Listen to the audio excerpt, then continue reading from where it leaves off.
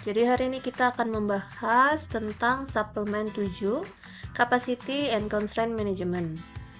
Di bab ini kita akan membahas 5 hal. Kita akan langsung mulai. Yang pertama adalah terkait kapasitas itu sendiri. Kapasitas merupakan sebuah throughput. Throughput itu adalah sejumlah unit yang dapat ditampung, diterima, disimpan, atau dihasilkan oleh sebuah fasilitas. Dalam hal ini terkait perusahaan dalam suatu periode waktu tertentu. Jadi kalau mau ngomongin soal kapasitas itu tidak akan terlepas dari time horizon. Yang pertama itu time horizon sebenarnya mirip dengan jangka waktu yang sempat dibahas minggu lalu. Jadi ada yang jangka panjang, jangka menengah, dan jangka pendek.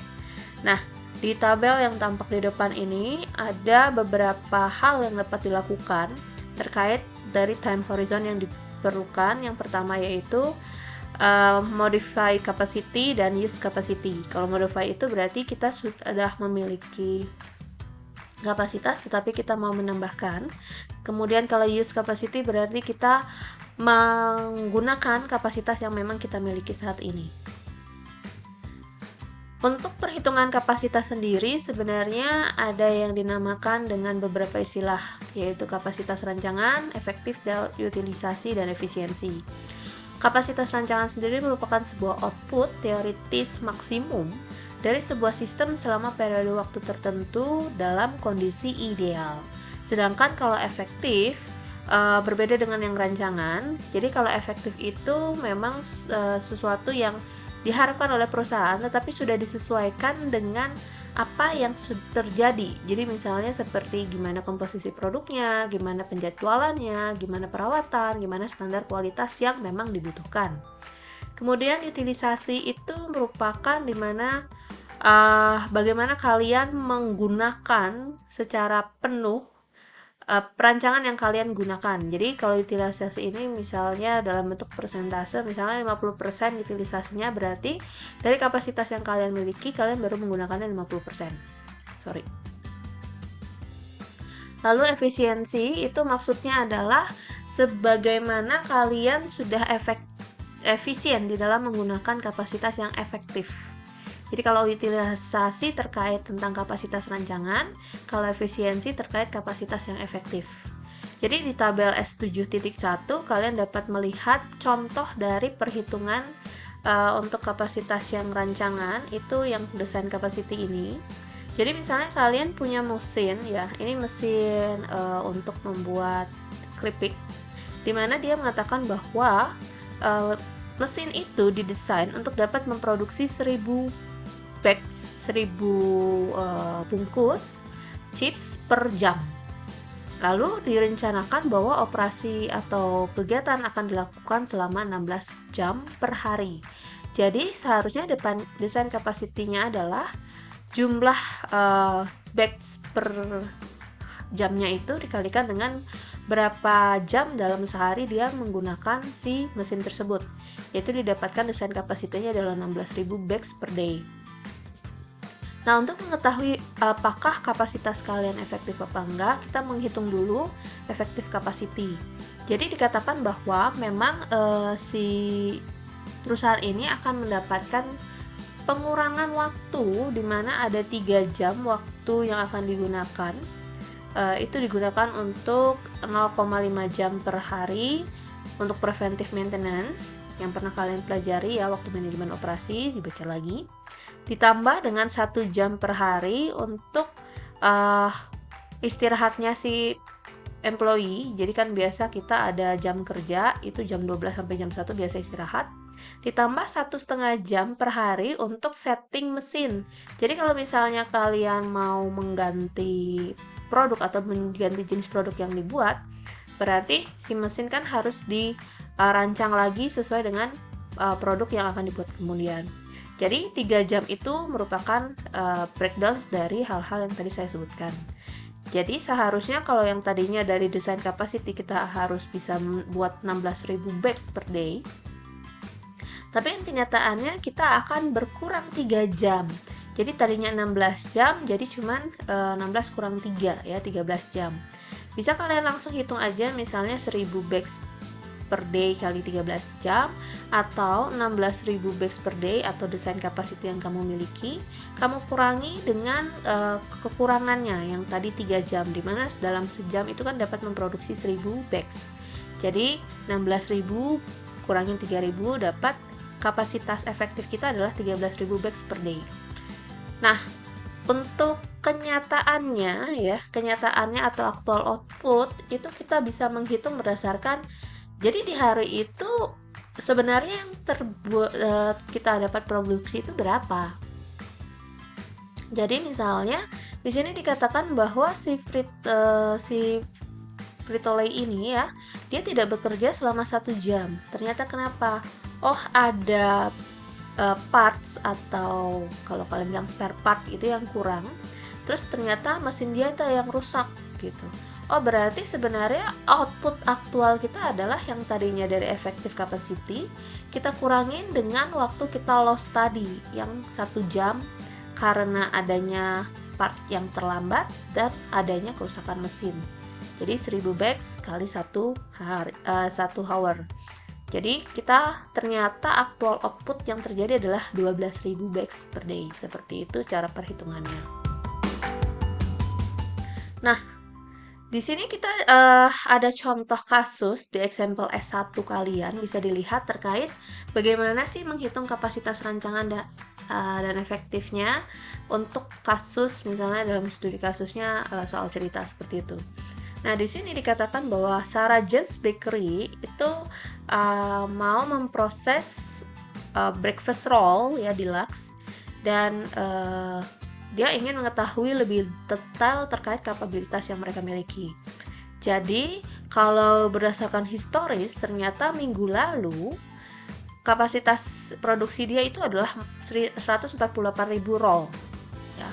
Dengan efektif kapasitinya itu adalah 175.000 roll ya. Dikatakan bahwa lini produksi itu beroperasi selama 7 hari per minggu, di mana ada 3 jam shift kerja, di mana setiap shift itu adalah 8 jam per hari ya.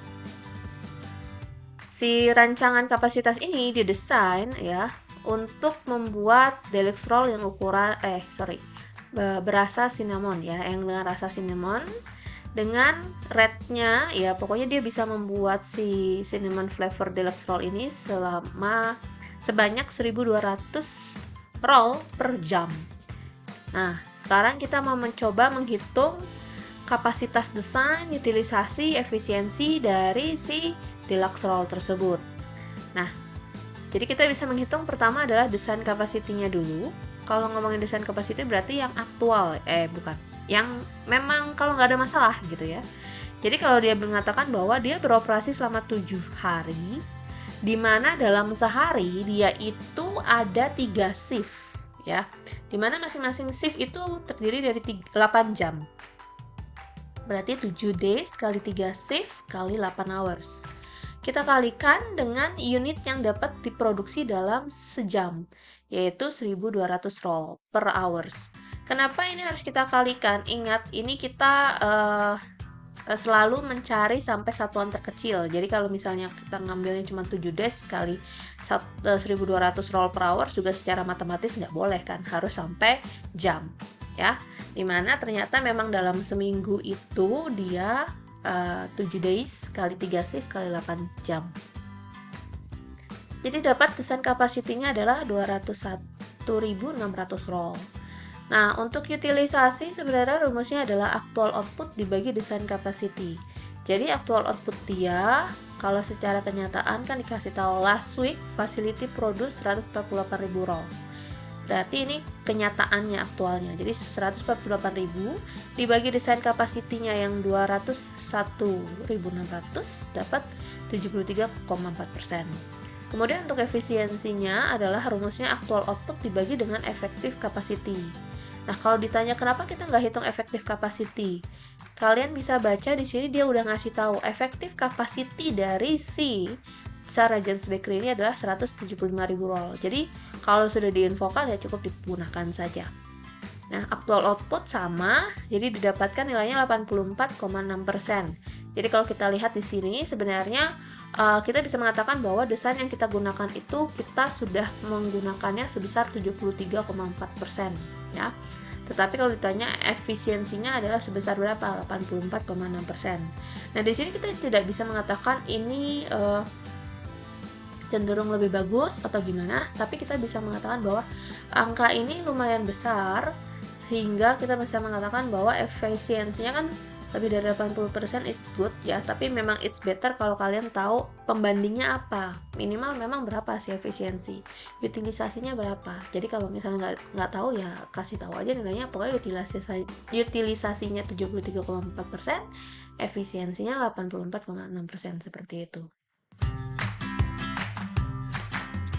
Lalu misalnya kita mau mencari output yang diharapkan. Ya, output yang diharapkan itu kita kenal dengan istilah rate capacity. Rumusnya itu adalah expected output sama dengan effective capacity kali efisiensi. Ya, bila output yang diharapkan tidak cukup, kapasitas tambahan mungkin diperlukan gitu ya. Jadi misalnya di example S2 kita masih ngomongin soal Sarah James Bakery. Dia mengatakan dia butuh untuk meningkatkan produksi ya, karena ternyata si deluxe roll itu populer. Nah, untuk memenuhi demand-nya, si Sarah ini akhirnya menambahkan production line lagi. Jadi ada 2 production line, tadinya kan 1. Yang production line kedua ini dikatakan memiliki desain capacity yang sama dengan yang sebelumnya. Berarti kita tadi udah hitung adalah 201.600 dan efektif kapasitinya juga sama, yaitu 175.000. Nah, tetapi untuk yang second line ini yang mengoperasikannya itu adalah pekerja baru. Jadi ada masalah kualitas dan ketidak efisiensian pengerjaan dikarenakan pekerja tersebut masih belum berpengalaman ya. Makanya output yang dihasilkan di lini yang kedua itu adalah 130.000, padahal di lini yang pertama adalah 148.000. Nah, untuk utilisasi dan efisiensi, ya kalau yang kita tadi udah hitung ya, pada yang pertama itu adalah 73,4% dan 84,6%. Nah, sekarang dia mau mencoba menghitung utilisasi dan efisiensi dari second line yang tadi ditambahkan ya. Jadi kalau misalnya kita punya 2 line, berarti kita nggak boleh ngitung, oh ya udah saya ngitung untuk second line-nya aja, nggak boleh. Berarti kalian harus menghitung keseluruhannya. Makanya desain capacity-nya adalah 201.600 ya, yang sesuai kenyataannya yang kita udah rancang, dikalikan 2 karena ada 2 line ya. Jadi kalau kalian ngomongin line itu kayak kalian pergi ke bandara gitu ya, ada yang biasa kalian ngambil bagasi, nah ada 2 jalur, nah itu maksudnya. Nah jadinya desain kapasitinya menjadi 403.200 roll, sedangkan untuk efektif capacity berarti tadi 175.000 ya, tidak ada perubahan, dikali 2 juga ya. Untuk actual output berarti tinggal yang pertama yaitu 148.000 ditambahin yang kedua adalah 130.000, dapat 278.000 roll. Untuk utilisasi berarti tinggal actual output dibagi design capacity. Actual output berarti actual output yang dua-duanya ya, yang 278.000 dibagi dengan si design capacity yang 2 lini. Lalu efisiensinya adalah actual output yang 2 lini dibagi dengan effective capacity yang 2 lini juga. Jadi dapat nilainya 68,95% dan 79,43%. Nah, kalau kita lihat di sini berarti kan tadinya utilisasi 73,4, sekarang 68,95. Berarti memang terjadi penurunan, ya kan? Ya tadi karena alasannya pekerjanya belum berpengalaman. Kemudian untuk efisiensinya juga berkurang dari 84,6 menjadi 79,43%. Ini yang saya bilang, ada pembanding, boleh kalian mengatakan ini berkurang atau bertambah seperti itu. Lalu berikutnya kita akan ngomong soal kapasitas dan strategi. Gambaran umumnya adalah untuk kebutuhan Kapasitas ya harus terintegrasi dengan misi dan strategi operasi, karena perubahan dalam kapasitas akan memiliki pengaruh dalam hal penjualan dan aliran kas, serta kualitas rantai pasok serta sumber daya dan perawatan yang akan digunakan.